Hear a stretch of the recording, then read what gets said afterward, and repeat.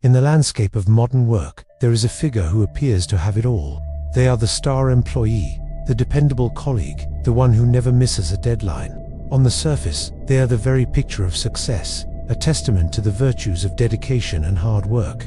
But behind this carefully constructed facade, a silent crisis is unfolding. This is the mask of quiet burnout, a condition where outward productivity conceals an inner world of profound emptiness and exhaustion. It's the paradox of looking accomplished while feeling completely hollow, of climbing the ladder of success only to find that the view from the top is grey and meaningless. For many, this isn't just a bad week. It's a new, unsettling reality, where the person they present to the world is a stranger to the one they are inside. This experience goes far beyond simple tiredness. It's not the kind of fatigue that a good night's sleep or a weekend off can fix. This is a deeper, more existential exhaustion, a chronic loss of meaning and purpose. For someone in the throes of quiet burnout, every task, no matter how small, feels like an insurmountable burden. The passion that once fueled their ambition has been extinguished, replaced by a persistent, dull ache of obligation.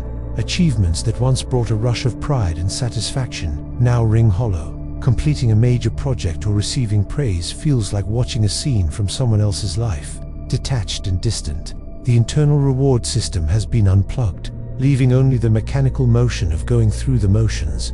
A robot programmed for productivity, but incapable of feeling the joy of its own creation. The symptoms of this condition are often subtle, easy to dismiss as just part of the stress of modern life. One of the most common is a profound emotional numbness, a state where the capacity to feel both joy and sadness seems to have vanished. It's an internal quietness where nothing excites and nothing truly hurts. Then there's the phenomenon known as the Sunday scaries, that creeping sense of dread that begins on a Sunday afternoon, casting a long shadow over the final hours of the weekend. It's not just a dislike for Mondays, it's a deep-seated anxiety about the week ahead, a preemptive exhaustion for a race that hasn't even begun. Perhaps most insidiously, there is chimerical productivity. This is the state of being constantly busy, ticking off boxes and clearing inboxes, yet feeling a complete lack of accomplishment. It's the illusion of progress, a whirlwind of activity that, at its core, feels utterly meaningless, leaving a void where a sense of purpose should be.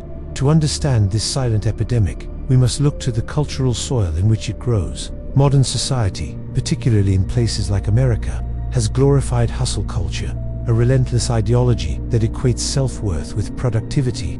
We are told to grind, to push harder, to monetize our hobbies, and to view rest as a luxury reserved for the weak. This pressure is amplified by the tools of our time. The smartphone, once a symbol of connection and convenience, has become a digital leash, tethering us to our work 24/7. The boundary between professional and personal life has been erased, creating a state of perpetual ongness, where the mind never gets a chance to truly disconnect and recharge. We are working in our offices, our living rooms, and even our beds, driven by a cultural narrative that insists our value is measured by our output, creating the perfect conditions for our inner flame to quietly burn out. The path back from this state of depletion begins not with a new productivity hack or a more ambitious goal, but with a radical shift in perspective. We must begin to see rest not as a reward to be earned after relentless hard work, but as a fundamental human right, as essential to our well-being as air and water. The first step is to grant ourselves permission to be tired, to acknowledge our exhaustion without judgment or shame. It is about dismantling the mask of unwavering strength and allowing our authentic, weary selves to be seen. True recovery lies in redefining our relationship with work and, more importantly, with ourselves.